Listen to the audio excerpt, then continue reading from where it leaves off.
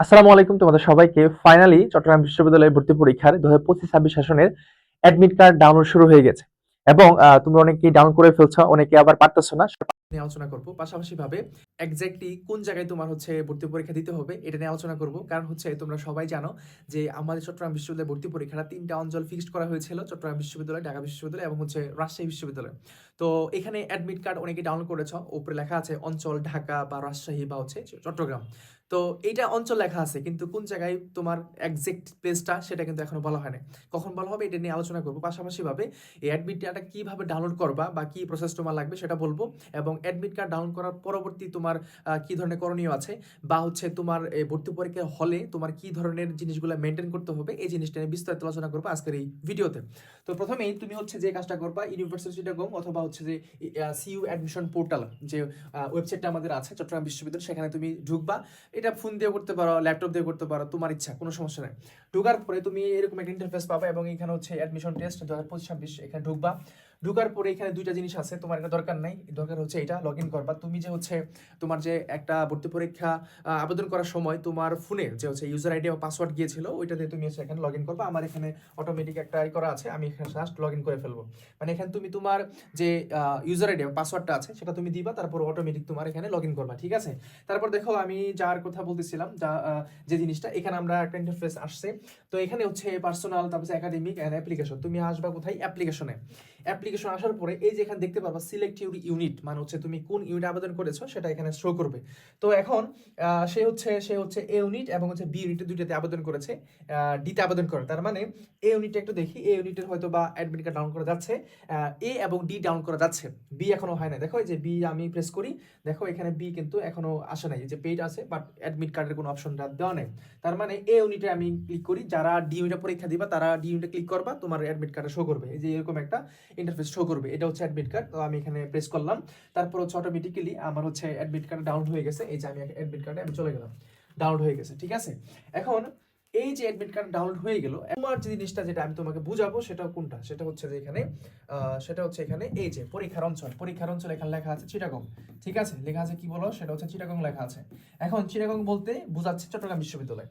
এখন কথা হচ্ছে কোথায় একজ্যাক্ট কোন হলে মানে কোন ভবনে তার আসনটা পড়বে সেটা কিন্তু এখন জানতে পারবো না, সেটা জানাবে ভর্তি পরীক্ষার কমসে কম 3 দিন আগে। তোমরা ওয়েবসাইটে আবার দেখতে পারবা তোমার এক্সাক্ট প্লেস কোনটা হয়েছে, এটা তুমি হচ্ছে ভর্তি পরীক্ষার 3 দিন আগে বা তারও আগের সময় তুমি জানতে পারবা, তারা নির্ধারিত সময়ের মধ্যে তারা এটা দিয়ে দিবে।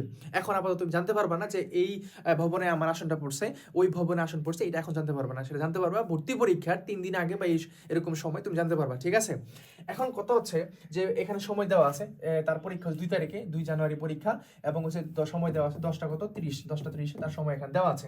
এখন আসো আমরা যে বিষয়ে আলোচনা করবো, নির্দেশনাবলী কি কি যেগুলো আমাদেরকে মেনটেন করতে হবে, যেগুলো আমাদের কি করতে হবে, 100% মেনটেন করাই লাগবে। প্রথমেই তারা নির্দেশনা দিয়েছে কি, উত্তরপত্রে লেখার কাজে কালো কালির বল পেন কলম ব্যবহার করতে হবে, মানে কালো কালি। এখানে কিন্তু চাপস্টিক লিপস্টিক দেওয়া যাবে না, মানে হচ্ছে যে একটু ভিন্ন টাইপের কালার কলমগুলা তুমি এখানে ইউজ করতে পারবা না, ঠিক আছে? এরকম একটু ছোট নদী ঢেউয়ের মতো এরকম করতে পারবা না, ঠিক আছে?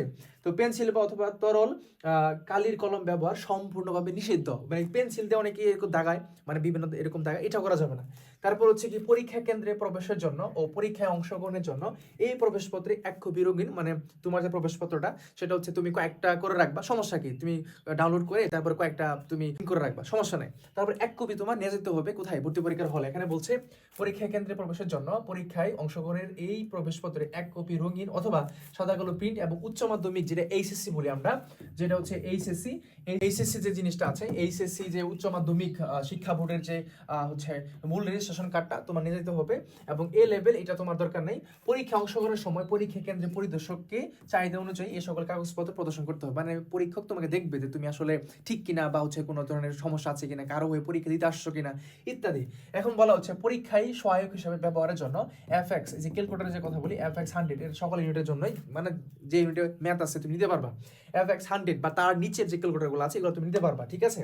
তবে সিম বা অন্য কোনো যোগাযোগ সমৃদ্ধি প্রযুক্তি সমৃদ্ধ বা প্রোগ্রামের ক্যালকুলেটর ব্যবহার করা যাবে না। পরীক্ষার সময় মোবাইল ফোন, স্মার্ট ওয়াচ, যে কোনো ধরনের যোগাযোগ যন্ত্র এগুলো মানে কোনোভাবেই সেখানে নেওয়া যাবে না, ঠিক আছে? এবং পরীক্ষার্থীর মানে পরীক্ষার হলে তোমার হচ্ছে যদি শিক্ষক চান যে তোমার যে ডাউট লাগে তোমাকে, অবশ্যই মুখমণ্ডল এবং উভয় কান দৃশ্যমান থাকতে হবে, ঠিক আছে? তারপরে এই হচ্ছে মোটামুটি নিয়মগুলা, এবং হচ্ছে এখানে স্বাক্ষরগুলো দেওয়া আছে, ওইটাই সংশোধন মানে তুমি যে স্বাক্ষরটা দিছো এটাই তোমার সিলেক্ট করা হয়েছে। যে ছবি দিছো এটা পরবর্তী কাজের সময় এই ছবি তারা ইউজ করবে, ঠিক আছে?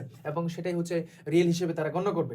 এখন কথা হচ্ছে পরীক্ষার হলে পরিদর্শক বা পরীক্ষক যিনি আছেন যে সিদ্ধান্ত নিবে, যদি কোনো একটা প্রবলেম হয় ওই প্রবলেমের জন্য যে ধরনের সিদ্ধান্ত নিবে সেটা হবে সঠিক সিদ্ধান্ত, এই জিনিসটা এখানে বলা আছে।